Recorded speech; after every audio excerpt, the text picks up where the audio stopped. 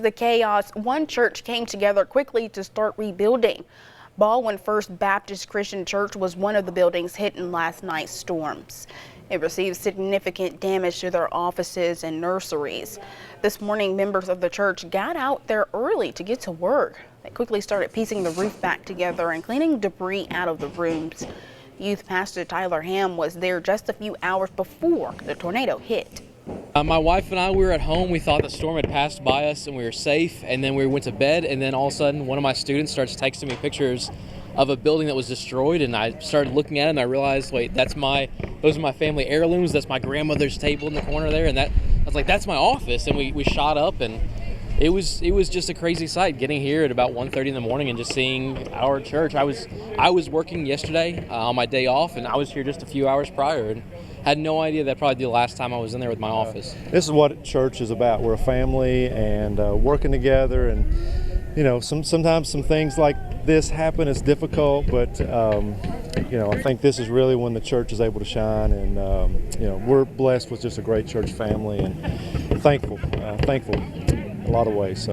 The church plans to meet tomorrow in the gym multi-purpose building for worship and a special time of prayer at 10:30. After they will grill burgers and have an egg hunt. Arkansas Governor Sarah Huckabee Sanders says 5 people were killed when tornadoes ripped across the state on Friday, but she says the death toll could climb as there are reports of other deaths that have not yet been confirmed by authorities.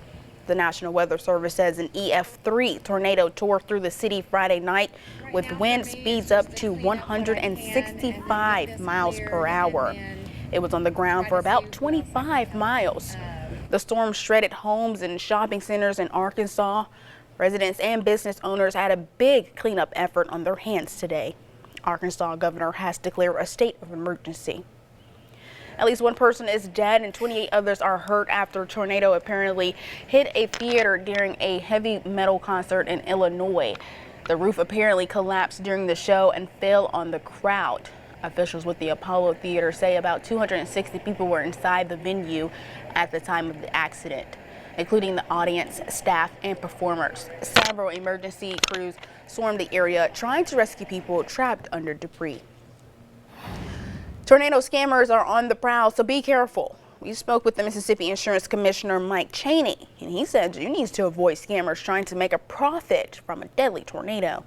Do not deal with folks if you don't know them. Ask your neighbor if they've ever dealt with a person, especially roofing contractors and people that come in with a chainsaw saying we can get to your house.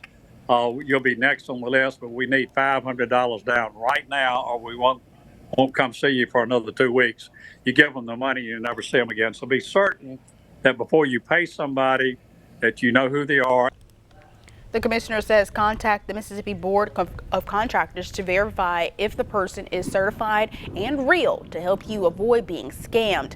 That toll-free number is 800-880-6161. Folks all across our area are finding storm debris that's a long way from home. Now they're trying to work together to get it back to where it belongs.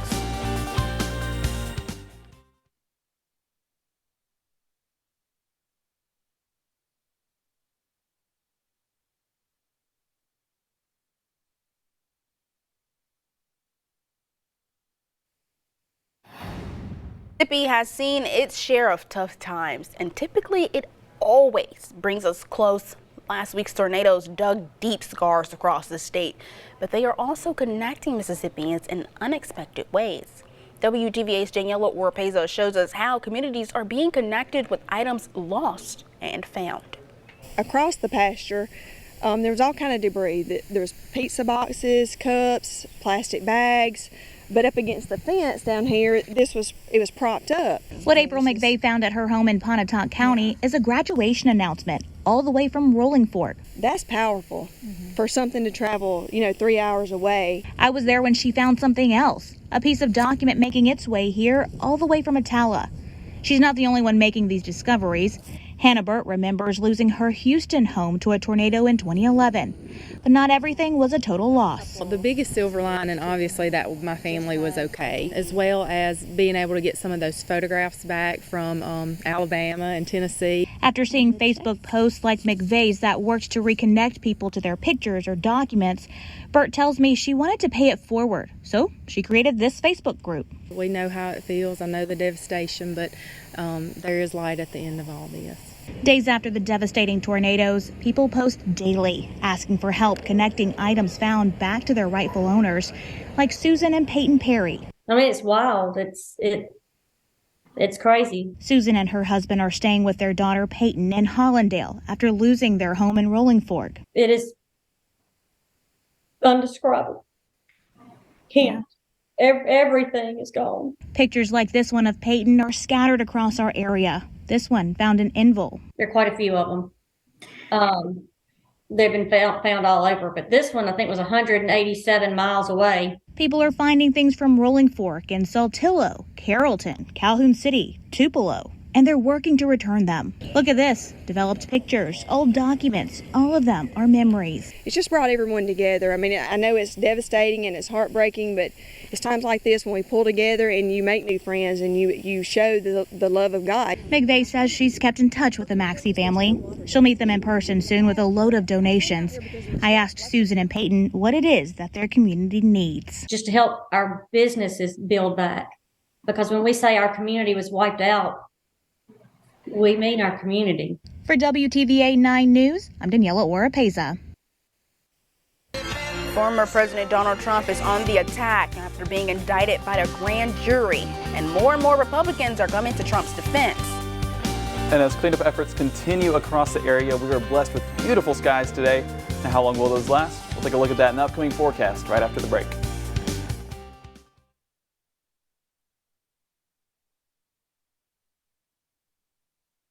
Let me get a thingy. I don't know what it's called. No. A clicker. Dang, can he sit down first? He wanted the motion shot. The motion. Hey, are we going to have the open? Are we starting with, yeah, we're going to have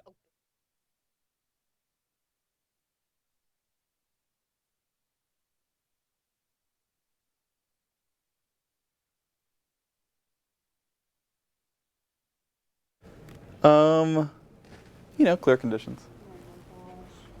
Just, I mean, that's it. What do you... Now, your WTVA Severe Weather Authority forecast with meteorologist Gabe Maynard.